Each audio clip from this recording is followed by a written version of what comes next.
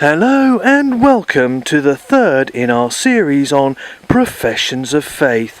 Today I am joined by Stephen Mokes, who is a paramedic. Thank you for joining us today. You're very welcome. So, Stephen, could you tell us the sort of work paramedics do?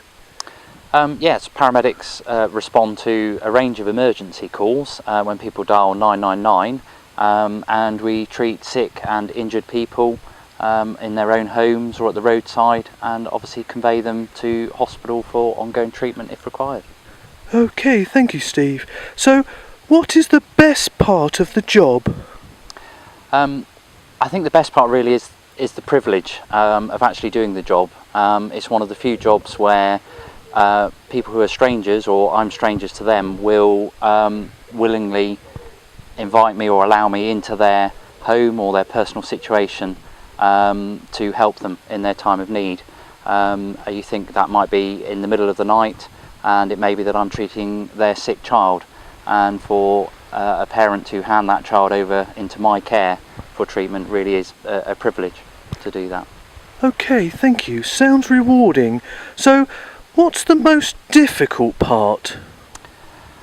I think the difficult part really is dealing with people when they are distressed, when they're perhaps scared, in pain, and badly injured. It's a difficult and emotional time for them, and I wouldn't be alone in saying that the hardest group of patients in that situation is predominantly children. It's very emotional to deal with, and you're the person there to remain calm, reassure people and try and improve that situation, and that can be very difficult. Okay, so have you ever had to stop and treat someone in dangerous circumstances? Many situations can be dangerous, and you're always mindful of that. One incident that springs to mind in particular was going to a shooting where two people had actually been shot.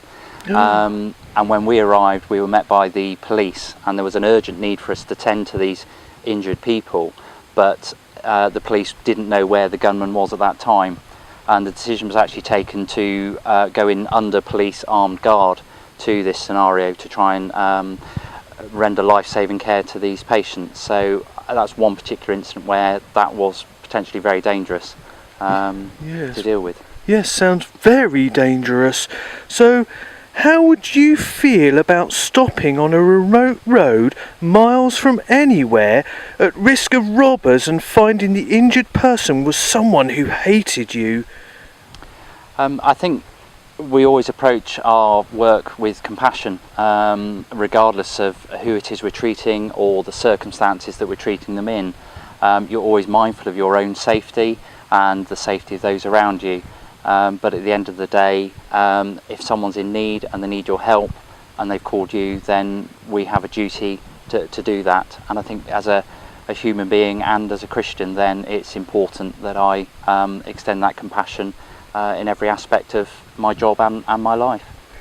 That's all very informative. Thank you. There you have it. Compassion at its best. That's all from us here today. Join us next time. Goodbye.